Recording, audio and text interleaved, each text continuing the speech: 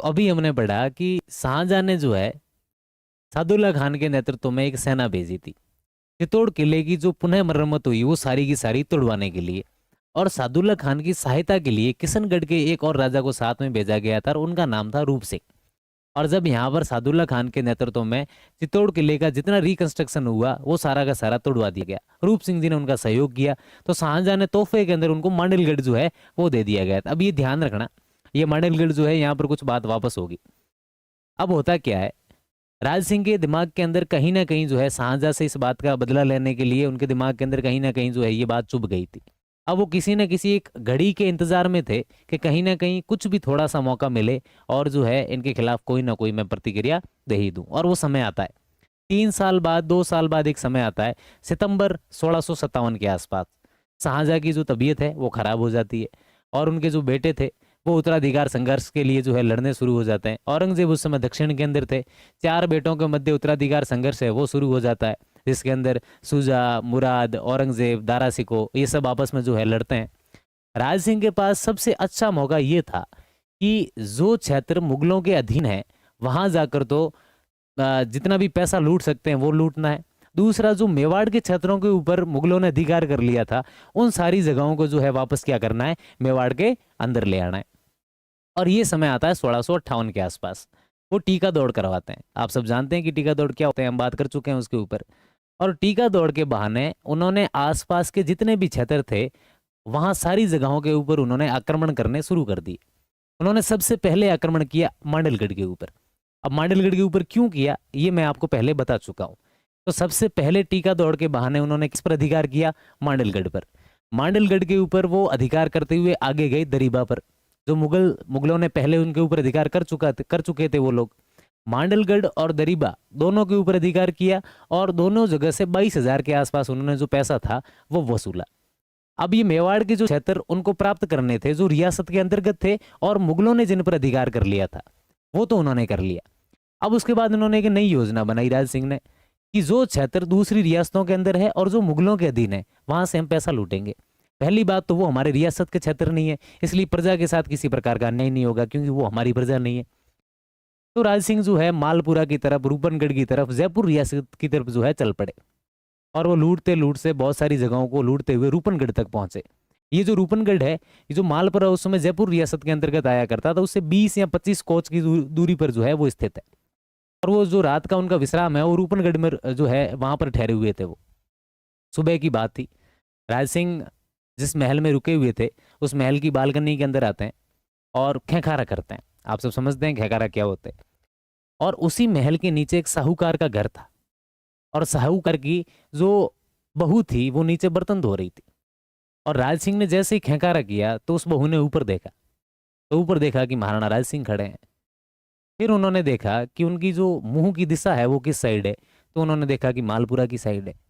तो फटाफट दौड़ते हुए अंदर गए, एक लेटर लिखा और लेटर लिख के मालपुरा जहां उनका पीहर था, अपने पिताजी का घर जो था वो कहाँ पर था, तो मालपुरा के अंदर था।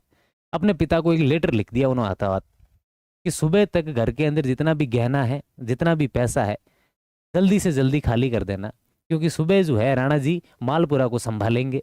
संभालने का मतलब है कि सुबह मालपुरा के ऊपर जो है वो लूट खसोट करेंगे, जितना भी पैसा वो सब ले जाएंगे।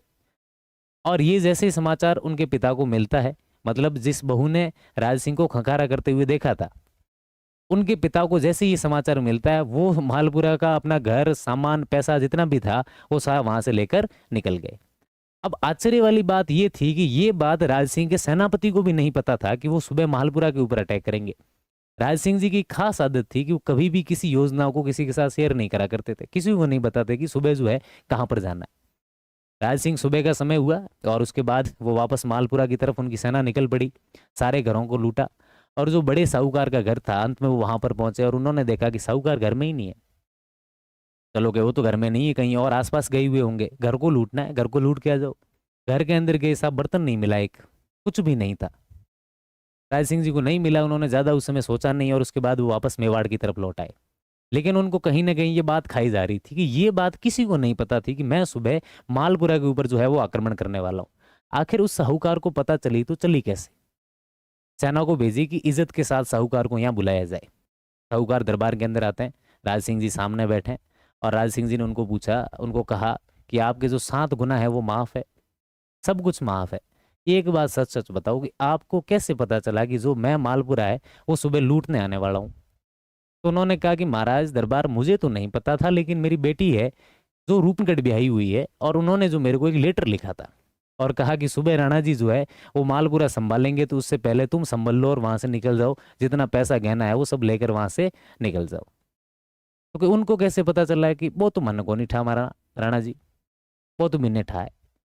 तो फिर सैनिकों को वापस मालपुरा रूपनगढ़ भेजा कि उनको जो है इज्जत के साथ यहाँ पर लाया जाए। और जो वो बहू थी वो वहां पर आते हैं और उनको राणा जी ने इज्जत के साथ कहा कि इज्जत के साथ बताओ बात, आपको जो पता चला तो चला कैसे? तो उन्होंने कहा कि राणा जी मैं जैसे सुबह वहां पर बर्तन धो रही थी और उसमें आपने जब खैकारा किया और आपकी जो मुंह की दिशा थी, जहां पर आपकी आंखें जा रही थी उस तरफ मालपुरा था। और मुझे पता है कि आज तक राणा जी का कभी खैकारा जो है वो झूठा नहीं गया। झूठा का मतलब कभी ऐसी बात नहीं हुई कि उस खैकारे पर कोई ना कोई कांड नहीं हुआ हो। आपका मुंह मालपुरा की तरफ था और मुझे लगा कि आप जो है वो मालपुरा लूट लेंगे। और जैसे ही मैंने ये देखा तो मैंने अपने पिताजी को जो है एक लेटर भेज दिया था।